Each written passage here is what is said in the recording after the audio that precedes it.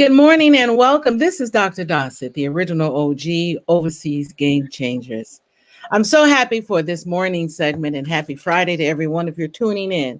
You see the lovely lady that we have on the platform. I'm going to talk a little bit about who she is and this very beautiful smile, very interesting person. I want to see her full head though, because she has this lovely head wrap. Can we see your head wrap? We don't see a head wrap here. Wow, look at this. And so, a person after my own heart, Trammell. What can I say about who this lady is? Well, number one, she is an educator, which resonates so highly with me as an educator. She's an educator. She has a beautiful spirit, an endearing spirit. I know that she is a person that loves life, and she is a traveler like myself, a solo traveler. She has lived and traveled to a number of countries and has her experiences to share about what it's like to live abroad, what it's like to be a woman of color living abroad, and how her background in education has been truly informative in helping her achieve success on foreign soil in a country like China. Without further ado, I would love to introduce Trammell and her brand, Sugar Mama. It takes on a whole different meaning for those who understand what I'm saying. So welcome this morning to the original OG show, Chanel. Good morning. Good morning. How are you? Again, yes, indeed. Glad to have you today. I'm glad to be here. So tell us to begin with, we want to get a form of a particular context. Tell us a little bit about where you are now, which country in China, and where did you hail from? Where did you travel from? Okay, currently I am in Beijing, China. I've been here since 2016. Um, Ironically, the pandemic was my golden year to go home, and yeah, we know that didn't happen. Yes. I am from East St. Louis, Illinois. So, woo woo. Woo woo. So you're from East St. Louis. Tell us a little bit about your background and training as an educator. Did you always want to be an educator, or how did you migrate to this noble profession? Well, I had every intention on being a neurosurgeon, like Dr. Alexa Kennedy. But bio pre med kind of steered me in another direction. I wasn't too happy with my grade point average. So I changed to my next best love, English, and decided that that was where I needed to be. So I pursued that. And after I graduated from undergrad, I decided that I wanted to go further with it, but I did not want to stay in the States. I wanted to also travel. So the best way that I could do that was teach English as a second language, which led me to go into my graduate program and graduate with my master's in teaching English as a second language. So the next step was going abroad. Where could I go abroad that would still allow me to make money, but pay the debt that I have back home? So I applied to different countries. Not saying that I didn't apply within the States. Of course, you do home first, but it wasn't looking so pretty. So I decided to go abroad, apply for some places in South America, in Europe, in China, and China called. So here I am here in Beijing teaching. So. And thank you, which is an interesting shift because when we think about teachers and people who teach English, we don't come to mind as the first choice. So this is going to be a very candid conversation. There has been a standard, a precedent that has been established of the so-called white face. And I know when I arrived in 2011, I was one of the probably initial professors at the university to break that mode because I received comments. I didn't know you were Black. And I said, all my life. And just very sidebar comments about who I am.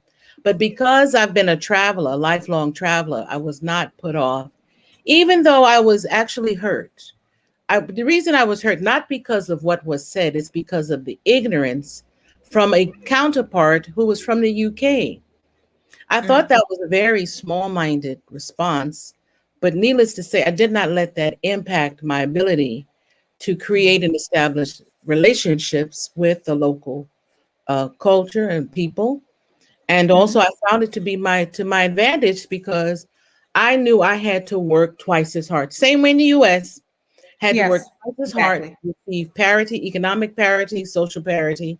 So I wanted to talk to you about your initial impressions of China, understanding the system in which we were entering as a woman of color with a graduate degree, knowing that oftentimes your critics are not from Chinese, your critics are from your own countrymen and women. Can you talk Be to your that? own. It's your own. Yeah, arriving here in 2016, I had mixed views of what to expect because, of course, you research. I'm going to this place. I couldn't go to anyone personally and say, "Hey, have you been in China?" The odds of that are slim to none. So I wasn't in that circle who've gone abroad, let alone traveled to China.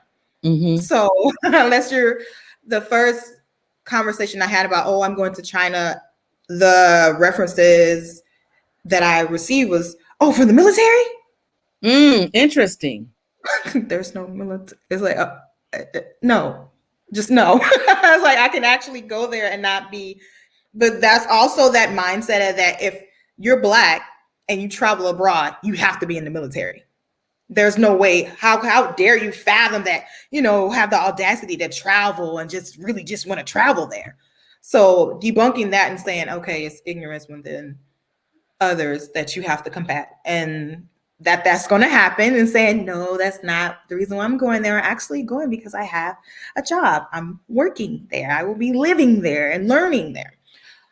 My reviews were the typical questions. I wanted to know, as a Black woman, how is it living in China?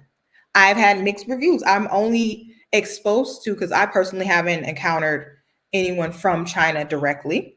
So I was like, how am I viewed over there? I need to kind of just preempt myself, prop myself to how I will combat these things, these racist things. Or is it blatant racism? Is it subtleties? I needed to know. Is it passive aggressive? I needed to know how I could come back with this, with my clapbacks. So, so Very researching some things, I wanted to know, okay, products. I'm a Black woman. How can I get around? What can I do? Am I going to still have my Black girl magic when I go over there? Or am I going to dull it down a little bit because they don't have my products?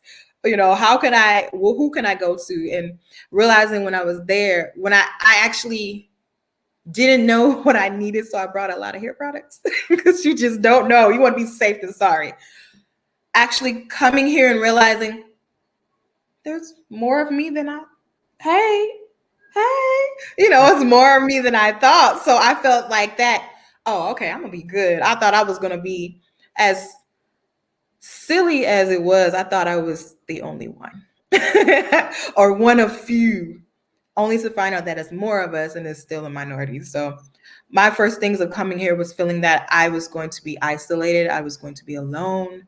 There wasn't anyone who would be able to understand me coming from the States and being Black. But I was wrong. And I was glad to have a circle of people around me that knew exactly how I felt and were just like, come hither. We know. Come with us. We know. So when I came here to China, I started working with Disney English. As you know, it no longer exists. But I started working as, amen. I'm sorry, but amen. no, I was just, I no longer exist. I wasn't there no more. So I did that one contract and I was like, yeah, this ain't it. This is my, I mean, if you have anything else, for me, I feel like if you're an educator, this training school was not it. You would not love it. But if you're not an educator, you're like, oh yeah, it's easy. Everything's done. You can do it. It's nothing. I did not love it. I did not like force feeding children. I mean, Disney don't come for me. I still like certain things Disney, but don't come for me. But I didn't like the way that I was force feeding children like they were machines. Every child has a different way of learning, just like adults. We have a different way of doing things. And the Disney way wasn't for me. So I got out of there. But being at Disney, I was able to meet a group of people who were also working in training centers. They were also coming along. So I was one of many in that group who were migrating to China, to Beijing, and we're just getting a sense of, can we get around? Where can we go to go eat? Where can we go to, just have fun, party, be around some camaraderie, some people that we were like, okay, we connect. I see you. We head nod together. We dap. We don't have to explain. There's no context needed. So I was around some really good people, and I could just say that it matters to see us It anywhere. does. Hmm. Now, It, which it is does. it does. Now, which is interesting. I just wanted to move ahead because for Okay. those of you who don't understand, if you're seeking an opportunity to work in China, there are three ways to do it. Number one, you go through a recruitment center agency, and they typically, depending on your background, will uh, push you towards the training center, which is English training center. It's not the way we think of an English training center, and it's just really warehousing children who want to learn English, and sometimes their methods are not the most conservative or appropriate. A lot of times it's shouting, it's robotic. The second way is through the international schools that are preparing students in the future to travel abroad or study abroad. And there's then also the generalized public school system, which classroom size is a big issue. Sometimes it's common to find that you're a teacher with 50 students or plus crammed into a classroom. And then those of us who get an opportunity to get a little bit more cushiony opportunity would be public universities, which they're ranked A, B, and C. You want to make sure that you're working at an A or a B, not a C, or you see your way out of there in 1 year. And then the private university setting. The university opportunities you would require as an African American a master's degree. Let me stress that again. As an African American, you are held by a different standard. And we understand that this show is not to criticize, it's just to share light that there are still some differences. Though I'm bringing on people who have positive experiences, have made tremendous impact, without being cute or curt, Chanel was not the only chip in the cookie. And so I say that because she's a baker as well. So this is a segue into her other life, not just being the only chip in the cookie, but you can't put your chips in a cookie. So with that being said, she, as an educator first, the route that most of us take when we go over to China is teaching, because it provides accommodations, it provides a salary that is comfortable enough so you can invest and build off of that. And so now we're said waiting, because believe it or not, we're already to 13 minutes, so it goes fast. So now we're talking about, how did you get into your brand? Tell us about your brand, which is Sweet Mama. No, not Sweet Mama. Sugar Mama. Sugar Mama. So Yeah, Sugar Sugar Mama is homage to my mother, and How that's do what you I would spell call it? her. How do you spell Sugar Mama? I want to get the spelling correct. Sugar, Suga, sugar. There's no R in there. Sugar Mama. Sugar Mama. Talk to us about Sugar Mama. Pays homage to your mother. Mm-hmm. And Yes. how did you? So, Where did this idea come from to bring it to China? well, being in China and seeing a deficit in American or sweet desserts, there's been many a times where where I went for something that I thought was chocolate, only to find out it was red bean.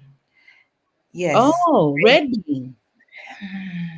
It looks like chocolate. It's not. It tastes like lotion. I've never tasted lotion, but I have I tasted. look, there's I some can you only can imagine. it's just something that you don't want, okay? So to taste something and have your mouth watering for chocolate only to find out that you're eating red bean, it just puts you off. And it's only so many pastries you can eat before you start cussing. So Well, let me ask you a question then. Let me jump in, because I know our time is so, we have to reduce this to half. So do you have something with you that's look like chocolate? yes, I do. I actually just made a cupcake. Oh, bring it closer. Mm. Yeah, so no icing, but it doesn't need it because I actually infuse my desserts with alcohol. So this one I have infused This is with Christian Baileys. broadcasting, and so we're not espousing to any views or endorsing any beverages or libations. This is just a culinary preference and creative preference as well. So yes, indeed, it looks This lovely. is not Let's see. this is not something that I would do for everyone. So You can do it for upon me, but I request. don't drink. Upon request. So open my Mm, little turn it packages. around. Lord, we used to have an expression in the South. You put your foot in it. You have You know, put your foot in it. Oh, it looks moist. Tell us oh, it about, is. oh my God. Tell us about the texture. Ooh. Oh my goodness. Betty Crocker I'm telling you, Betty Crocker, I'm tired. You got to move over for Chanel, for Sugar Mama. Betty who? Betty Crocker. Betty who? No, I heard you, Betty who? Do you have your own brand packaging? Can we see that if you have one or you don't? Mm. I have my logos. Okay, Yes. let's see. Wow. Ooh, that chocolate. I got a headache. I'm intoxicated by the chocolate alone. Yes. My beautiful, beautiful Oh, bring logos. it closer. Oh, beautiful. Very elegant. And see, that's one of the things I want viewers to understand. When African American or Black men and women go abroad and they're branding themselves, the level of expertise and attention to detail is so superior. It is really phenomenal. Do not think that when one is abroad and maybe a teacher, that they don't have the business acumen to be successful. If you look at her logo, hold it up again, and brought with this gold. Look at this. Put it on something Beautiful, black. beautiful. And all this work was done. Thank you. All this work was done in China. It is so impressive. Can you give us um, one advantage? Excuse me, one advantage. I hope I don't have to cut that part out of me. Hiccup. One advantage of creating a business and a brand in China. What is one advantage that you see versus trying to do the same branding practices in the U.S.? It is easier to connect all your brands or all your items that you need with this system called WeChat or Taobao. You can find anything that you need, just find the Chinese characters. And if you don't know them, find a friend who does. So Right. everything that you want is here. It's just a matter of finding it and being able to express what it is that you want. Because there's someone out there who's able to do it, but they just need to know. There's someone who could personalize your packaging. There's someone who can make and customize the color of packaging you want. There's someone who made my logo and put all the information on it, who did the QR code, which is another way that I sell things, all in one place. And they're there to do that for you, but closed mouths don't get fed. So you have to be able to And say what it is that you want. and that's the beauty of living and creating a brand. There's everything you can find in one place. And if you can't find it in your physical locale, they'll ship it to you. Can you talk a little bit about how you get your products to your end buyer, please? So how I send sometimes I personally deliver my desserts depending on what they are, and especially now with it being hot. Anything that I ship, I'll either personally deliver it or I'll give the prep so that they can do it themselves. So let's say I have some cupcakes, and with it being hot and especially using buttercream, it's not going to make it. It's going to be icing everywhere. So what I would wind up doing is having a courier, Shansong, or something similar that can send within the city to that address or to that client. So what I'll do is prop whatever I have like icing, I'll prep it, have them ice it themselves, have the cupcakes ready for them, and give them everything to do it with. So, and it works. They'll come. So this is within, I didn't ask, but I will let the viewers know she lives in Beijing. I think she didn't mention it. So what is your typical client like, the consumer? Are they Chinese? Are they expats? A little bit of both? Right now, they're mostly expats. Right Mhm. now.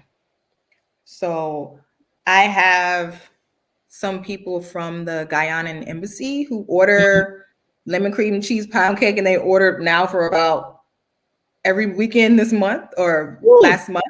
So I was like, oh, I have an order. Is it the pound cake again? Mm-hmm. Okay. So I know when I get up on Saturday morning or Friday morning that I need to have this pound cake ready for them before noon. So, and I send all that off and make it early in the morning and send it off.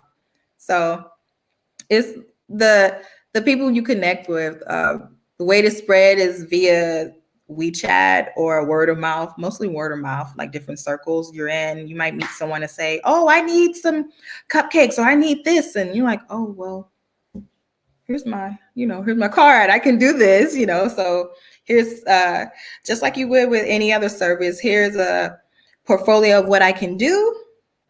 You pick if you want me to do something or not, and then we can talk. It is and that's that easy.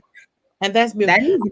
I wish we had more time, but one thing I must say, and I would like to know if Chanel can agree with that or co-sign. Mhm. In China, we support each other. We do. And I find that more so when I was in China doing the work, I had my own skincare brand for a while, Noir.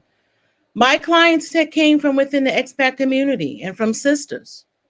Yeah. We have this idea of umoja and collective responsibility and collective economics. I've not seen it anywhere else, and you can fault me if I'm wrong.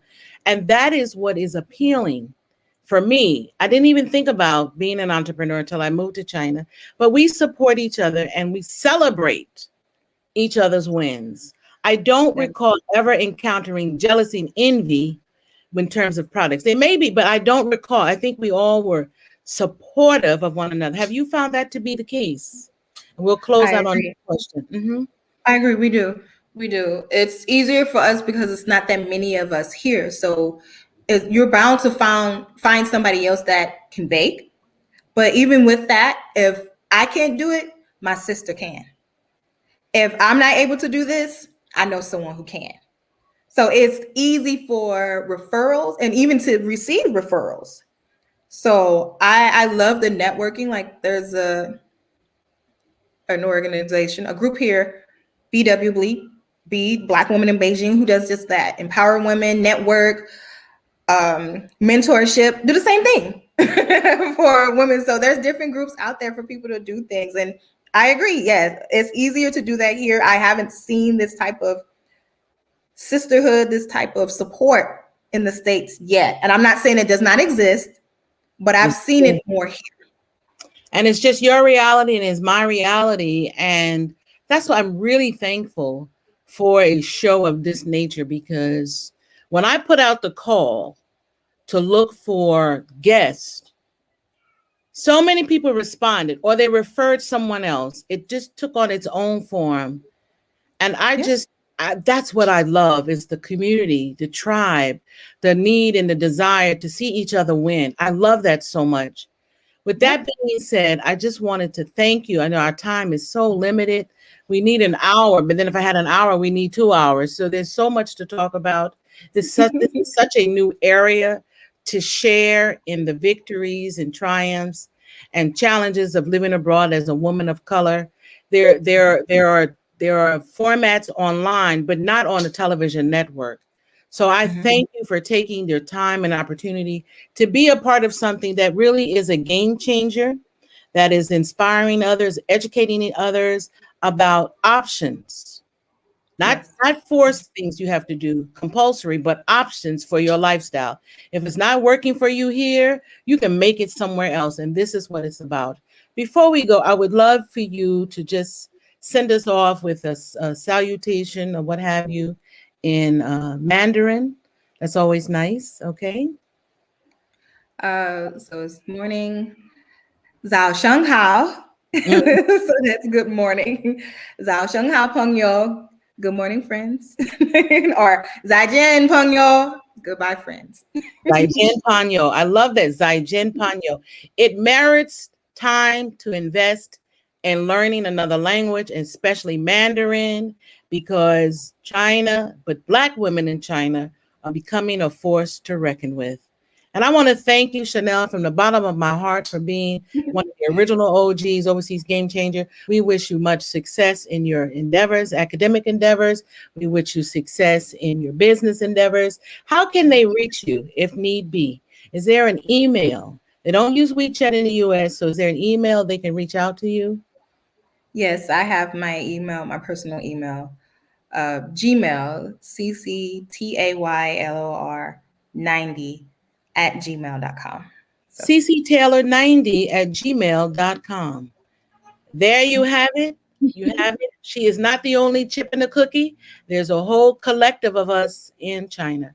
Thank you for your time. Thank you, Chanel. And thank you all this morning, viewers. Have a blessed day. Peace and blessings. This is Dr. Dossett, your original OG, overseas game changer. Bye bye. Thank you. 再见。